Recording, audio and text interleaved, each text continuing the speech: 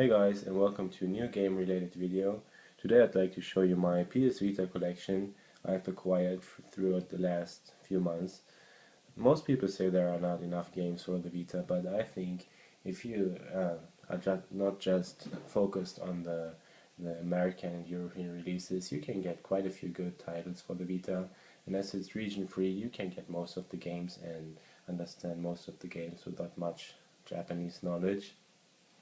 I'm living in Japan, so it's quite easy to pick up the Japanese games.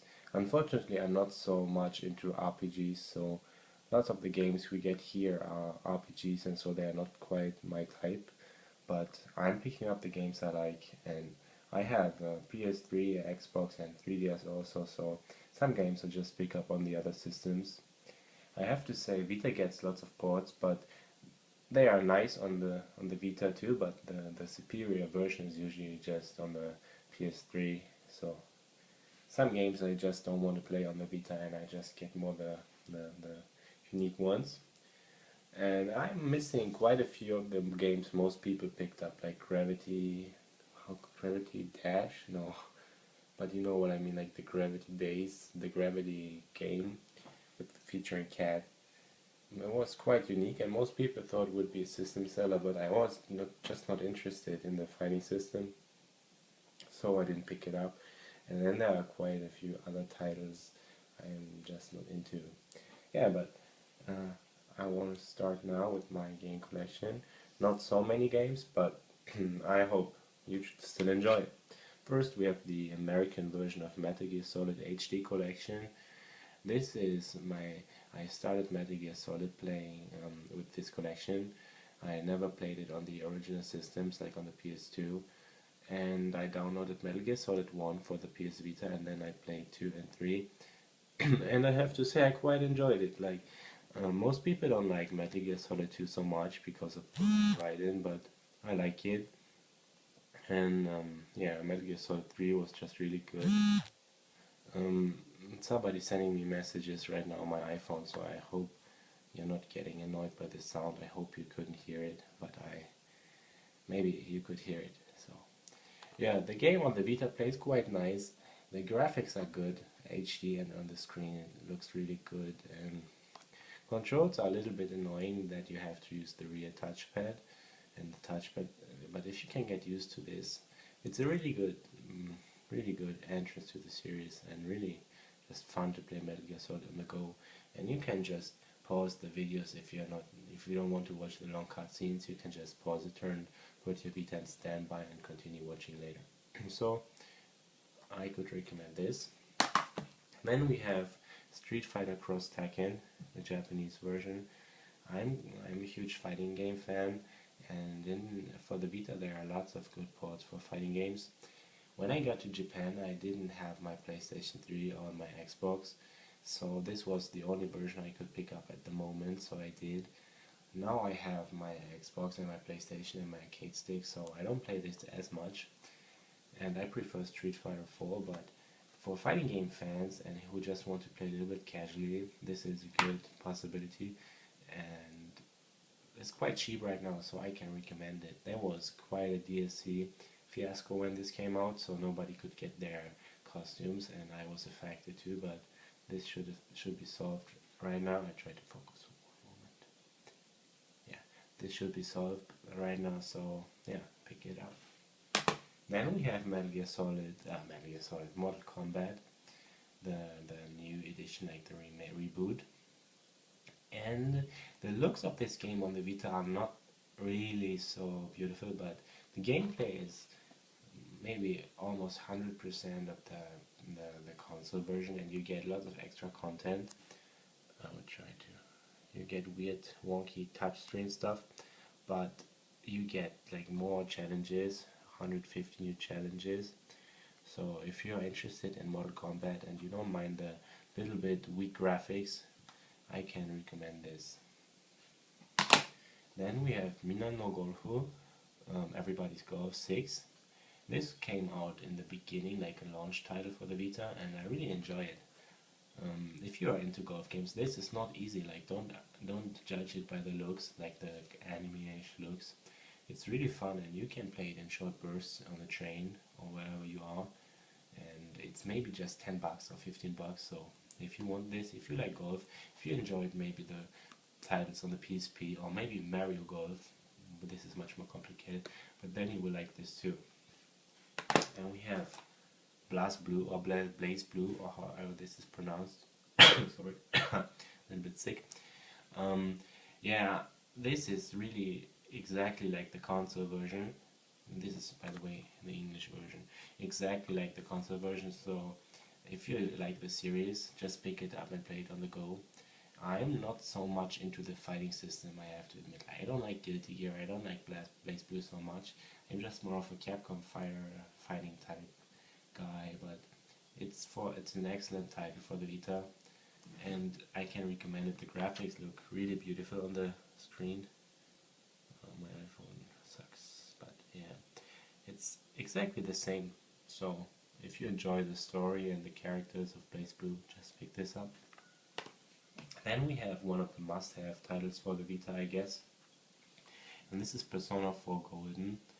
This came out maybe a few months ago, made by Atlas, and this is a remake of the Persona 4 on PS2, but they changed quite a lot, and the visuals are really beautiful. So it's an RPG, and it will take a while to finish this, but if you like RPGs and you like the little bit weird Japanese dating sim dungeon crawler mixture of everything, like, you will like this, and you can spend hours and hours of your time with this game. And we get to one of my latest pickups.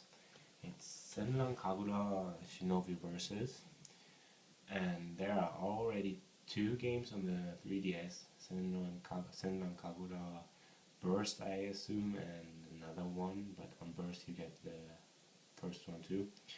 The 3DS titles are side-scrolling beat-em-ups, but this is a 3D style game, a little bit like the Samurai Warriors and stuff, but it's really fun. There are not as many enemies as in Samurai Warriors, but you can get lots of costumes for the characters. It's a little bit like hentai style, but yeah, if you are into this and into seeing boobs maybe, or if you, I just enjoy it because of the fighting system, because it's lots of fun.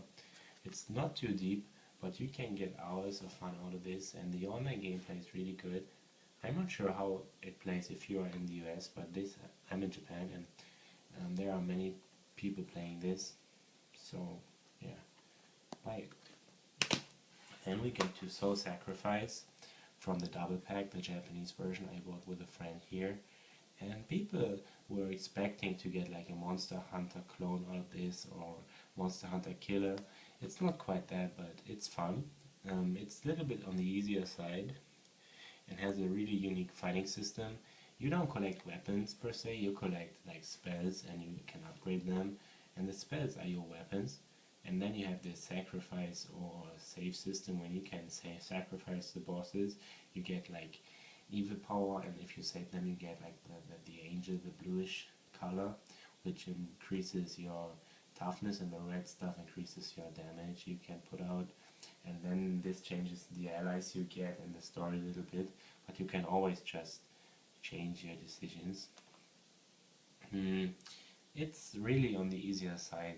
Like, you can finish this game maybe 20 hours, like to maximum level, but there are quite a lot of challenges online. You can play with friends, it's fun, and they already said they will put out lots of DLC bosses, so there's a lot to come. So I can recommend this, just don't expect like a Monster Hunter Killer, even though I have to admit I don't enjoy Monster Hunter. Then the last game I unboxed today is Dead or Alive 5 Plus for the Vita. I just played it for a few minutes. I have to say it looks quite good, quite nice, and you get a few like touch screen features out of this. I'm not so sure if this is really necessary, but you have motion sensor stuff here, and touch screen like and mic, so you can maybe interact more with the girls in there. Looks good for a Vita game. Like, some of the backgrounds obviously look a little bit worse than the console version, but if you want to play Dead or Alive on the go, I can really recommend this. This is it for my the physical versions I have. On my Vita I downloaded Little Big Planet, so this is the only DLC game I have, like digital game. I have to admit, I never finished the story mode. Little Big Planet just gets boring for me after a while, so I've never finished that. But for people who like jump and runs, enjoy this platformers, I can recommend it. And there are lots of DLC levels, and you can use your PlayStation Little Big Planet 2 costumes you downloaded. Sorry. Yeah, that's it for the games I have, and as you can see, I prefer fighting games, but action games. But there is quite a few, lots of stuff on the Vita, and the screen is just beautiful and the graphics are nice. So I have a 3DS and a Vita, and I enjoy both, but the Vita is just for a different gaming experience. You don't get the same experience with the Vita and the 3DS, and it depends on what you like to have. If graphics are a little bit more important for you, and you want to have an experience closer to the actual home consoles, I would recommend getting a Vita, especially in Japan. The price cut just happened, so you get it for less than before. And there are quite a few games, like there are more games. I have missed out quite on a few, but I'm just not interested and I don't have so much time to play, so this is enough for the Vita right now. If I get any new games, I will just make a video on it and I will let you know. I will maybe do a collection video on my 3DS games, but I don't have so many, and I sold quite a few. But yeah, I had more Vita games too, but I sold. I had Uncharted, which I've sold, and I had Dream Club Zero, which was not my cup of tea, and I had more, but I don't remember. Yeah, so I will just make an update video if I get anything new, and see you next time.